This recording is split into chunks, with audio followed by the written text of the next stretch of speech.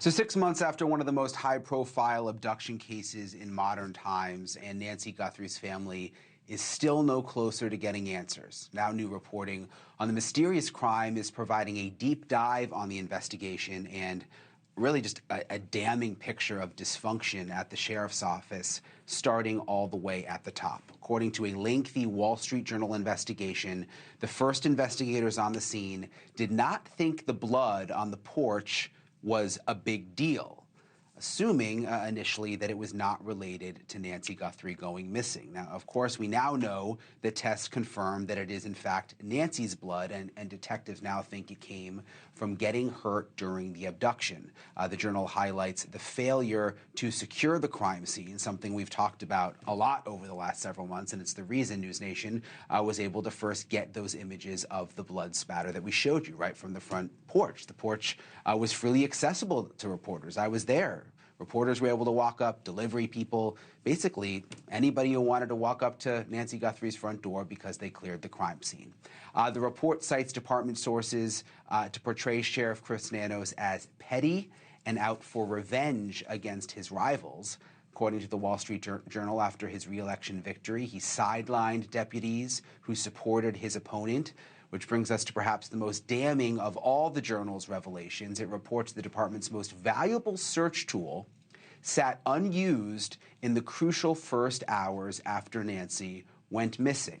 The Journal reports they couldn't find a deputy qualified to fly the high-tech Cessna search plane because the senior pilot who was scheduled had just been demoted following a workplace complaint. And again, this is something that we looked into and reported on early on with the investigation. That pilot had also supported the sheriff's challenger, which was an issue for the sheriff. The report hits right as the department faces a multi-million-dollar legal claim. Carlos Palazuelos was detained in February, then released without explanation. He and his family filed a $3.25 million notice of claim alleging wrongful detention and defamation. And in a NewsNation national exclusive, I spoke a short time ago with Jesse Showalter, the attorney representing Palazuelos. Jesse, thank you so much for joining us. I really appreciate you taking the time. I was thinking back today to when I was out at your client's house. There was the big raid that night in Rio Rico, and everybody sort of thought that was it, that was going to be who was responsible for what happened to Nancy Guthrie. There was the FBI out there. There were so many deputies. They had the whole road closed down. And then I remember Josefina coming out and just immediately saying, like, this isn't right. They have the wrong person. None of this makes any sense.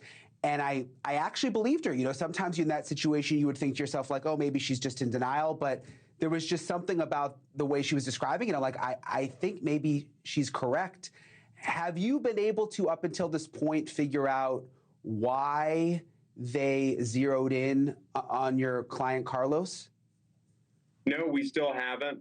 As it stands right now, all of the purported evidence that they used to obtain the search warrant that we think was obtained without probable cause, is sealed, and so we can't look at it, we can't analyze it, and the Sheriff Nanos won't tell us what it is. So, until we're able to do that, until we're able to see the search warrant application and any affidavits with it, we're not going to know what the claims were that brought Carlos to the attention of the Pima County Sheriff's Office, and that's what we're fighting to do.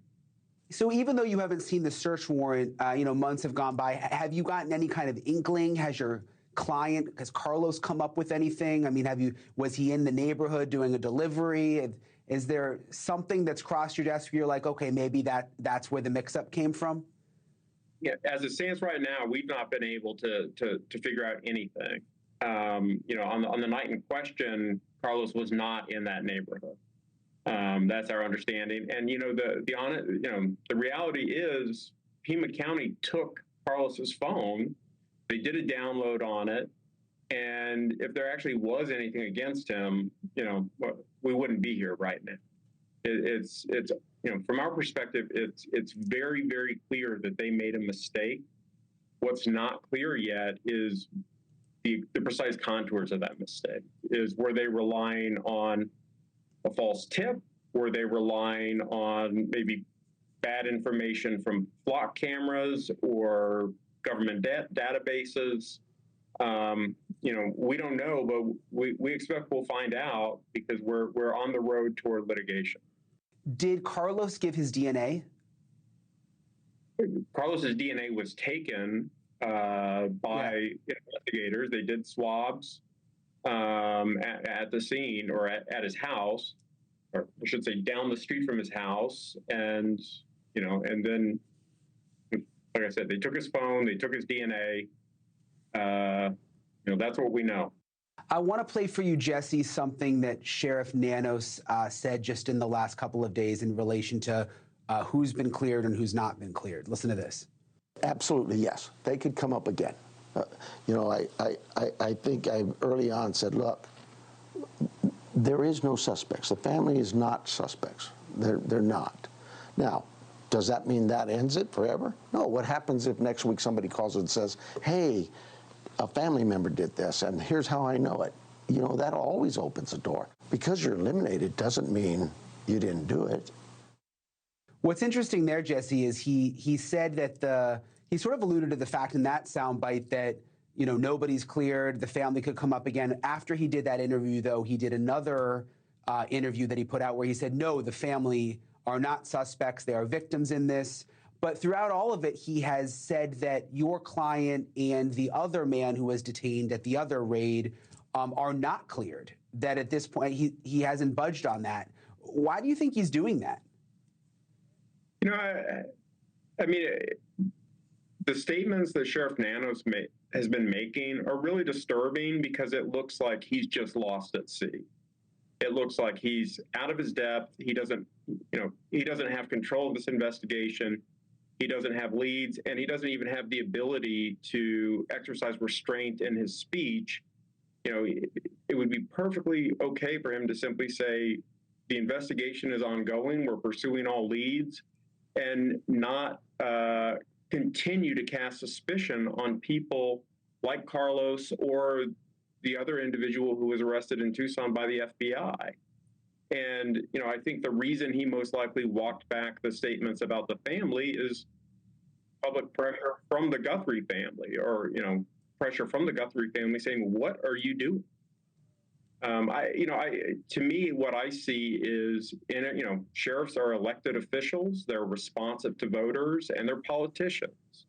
And so this is a politician who's in charge of law enforcement, who's refusing to be accountable, refusing to be responsible, and just kind of trying to stonewall and, refuse to admit that mistakes have occurred.